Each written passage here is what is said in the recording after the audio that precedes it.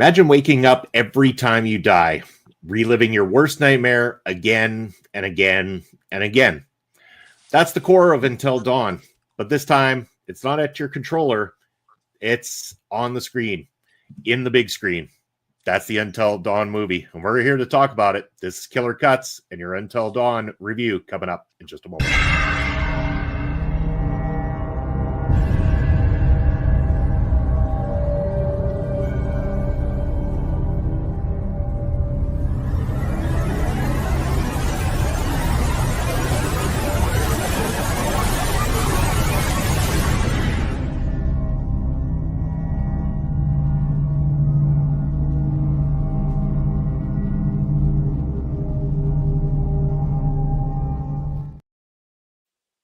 Hello again, once again, everybody. Geez, stumbling over my words already. Here we go.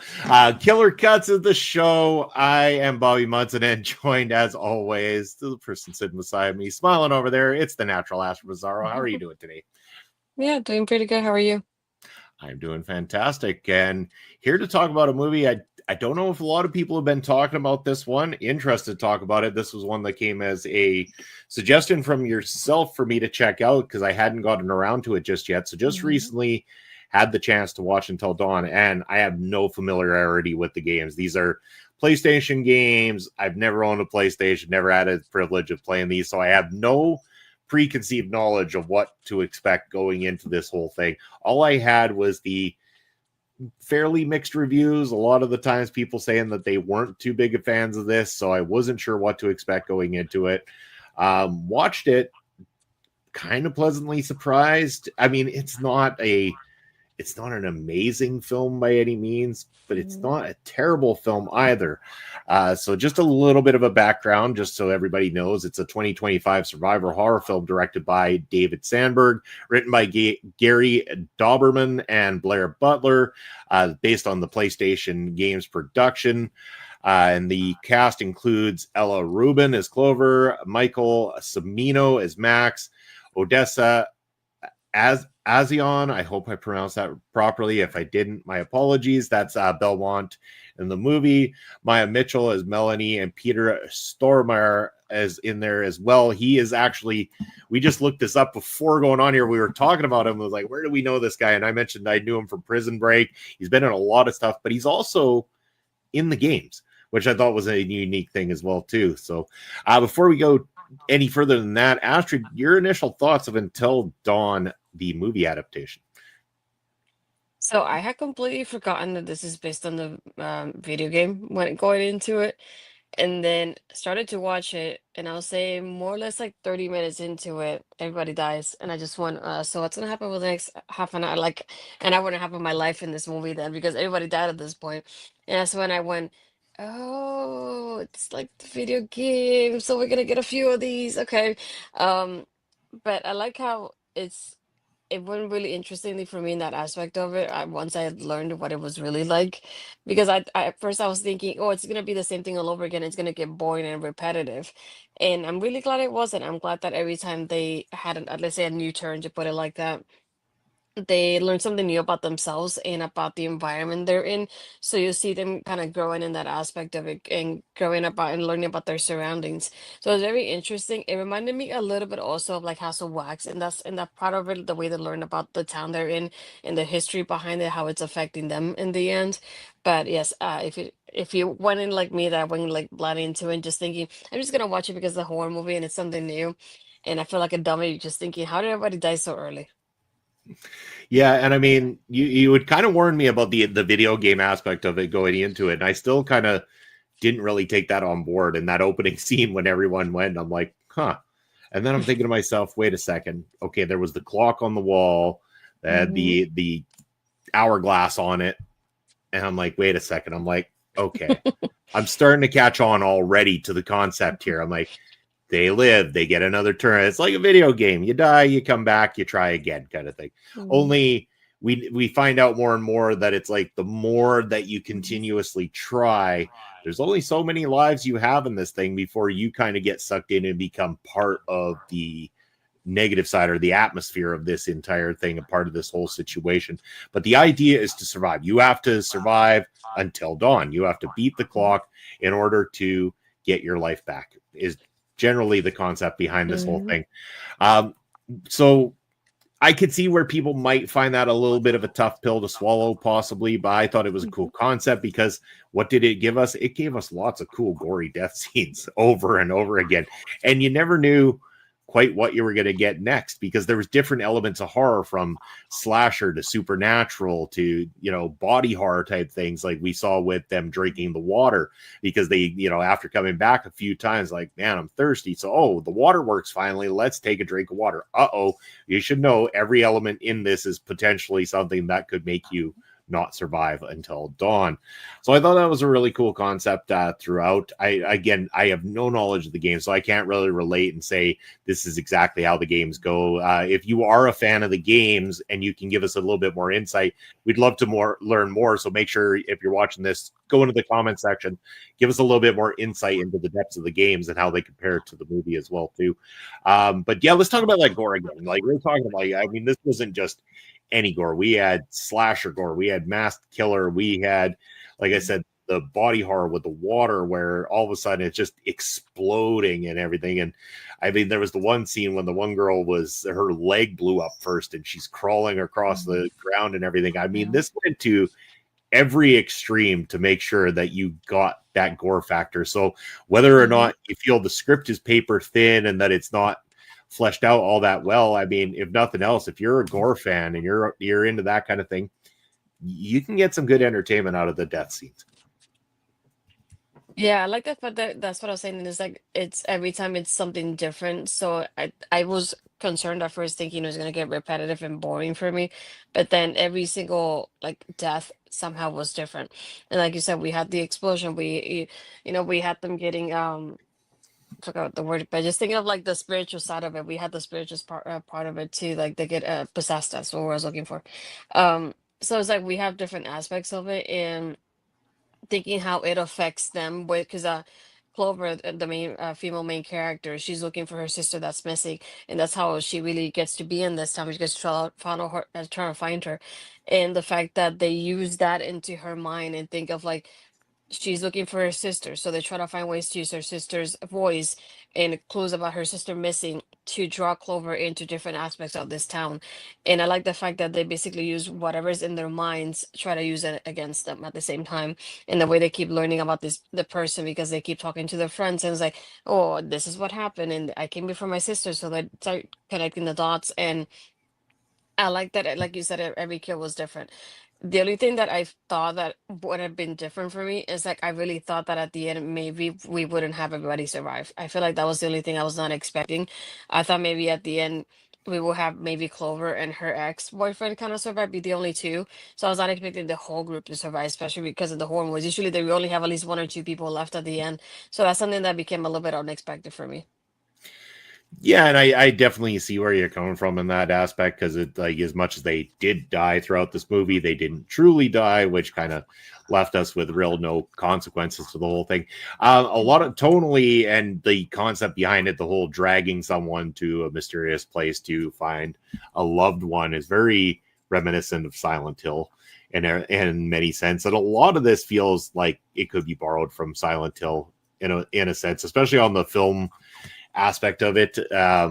Yeah, so I did get that, and I get where some people might have a problem with that. That, you know, there was a lot of, like, you've seen certain pieces of this from other horror films or games, and it seemed like it was pasted together to create something new. And while that isn't exactly the most ideal way to go, and especially with the horror movies we've seen between last year and this year so far, so many are stepping up the game to these massively fantastic levels that sometimes when you see this, our expectations are a lot higher than they should be at times. And maybe I went in with a lowered expectation on this one just because of the fact that I seen what some people had said about it already and had that knowledge. So I wasn't expecting much and kind of left a little bit more satisfied than I thought I would be, because there was some fun death scenes in it. I was able to kind of cope with the fact that it's like, this isn't going to be your long walks. This isn't your companions. This isn't movies like that are trying to step the genre up into a whole different ball game. This is a paint by numbers, horror cliche, stereotype type movie, but it wasn't dull. There wasn't a lot of character development outside of a couple of key characters that were really good in it and everything. But they tried, and this isn't pass on it, never watch it sort of situation. I can see the silver lining where it's like, I think most horror fans could get some sort of joy out of watching this film. Yeah, I would say go with it. Almost like an open mind, just thinking of like it's a video game, and aside from that, just don't look into anything else. That way, don't feel weird when you see them dying so early on, and see them keep trying and trying. And I like the character development, the aspect how they keep growing with each other. Because at first, even though they're friends, they're also such a desperate situation that they don't trust each other. And what the other ones are saying, they're always like talking over each other, not listening to one another or taking each other's advice. And I feel like as they keep learning that they only have a certain amount of lives, they almost like team up together in a way to try to overcome this and try to survive this. Um, to be the other thing that got me curious too is like the other person that really was involved in all this was Dr. Hill that we were talking about, Peter. And I think it was interesting at the end because you're like you see the bad guy, not always, but you see when you see that bad guy like him, you kind of thought like he was gonna die, and all of a sudden we see him showing up somewhere else. Like maybe this would continue on in some different way. So I think I'll be really interested to see how kind of like that video game concept could happen in a different town, not like this one that he had like history and ties to, and not where he was at. And I think that would be something like interesting to think about, and perhaps maybe they could see how Clover and her friends could say, "Wait, that's kind of what happened to us in a way," or they're gonna go the route of like the escape room movies, how all of a sudden in the next movie the people are involved, but at the same time when they go back everything's gone, so they look themselves like they're crazy at this point. But like you said, I also feel like there's a mixture of movies here too, because like I say, it reminds me a lot of House of Wax, being in that sort of town and learning about the town and how you fit into it, and the part of the survival aspect of it too. It just I didn't know at the end. I was just thinking, oh, we're just gonna get Clover and Max to survive, and those were the only two people. I was hoping at the end she will find her sisters to kind of be that third person, and once you see that happening, that she basically almost had to kill her sister in a way to be able to survive herself. I think that was something that was unexpected for me.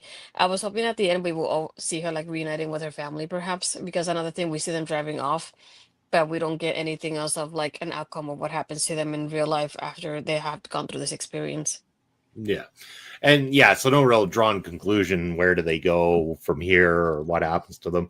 And I also thought that, the doctor sets this whole thing up and he tells them there is a way to survive, that they have to make it until dawn to survive. And there always has to be a sacrifice. One of them has to die. And I'm thinking to myself, there's going to be something here where it's not going to be any of the people that are actually involved. It's going to be some other way around this. And sure enough, the most easy way to do this was he's drinking a cup of coffee. He turns his back for 1 second.